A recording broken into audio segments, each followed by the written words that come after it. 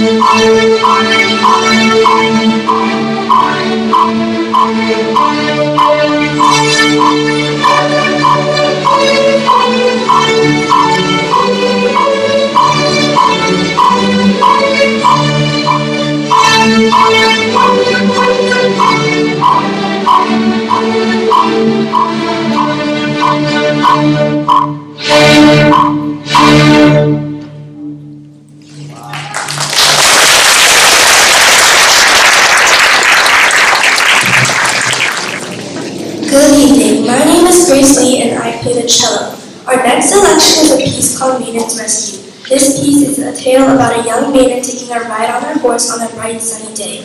All of a sudden, boom, crash, great storm clouds conquer the blue sky. The thunder scares the porch, which speaks to the poor maiden being lost and alone in the dark, vast forest with the rain pouring down on her like a waterfall. Soon, a prince comes and saves her, leading to a happy ending to our story, and maybe even a marriage.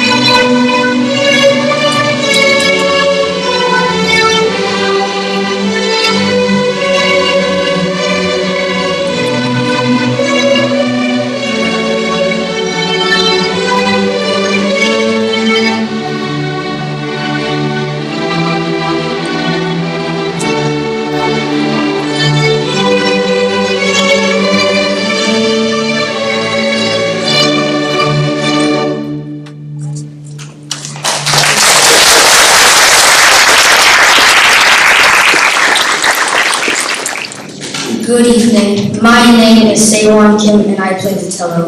The next piece is Rise of the Robots, written by Richard Mayer. In this selection, you can hear different themes of three robots named Megalith, the Hookinator, and Slurton. As the music progresses, you will hear each robot's abilities unravel and you can see the robots rise, march forth, and end the piece with a triumphant finish.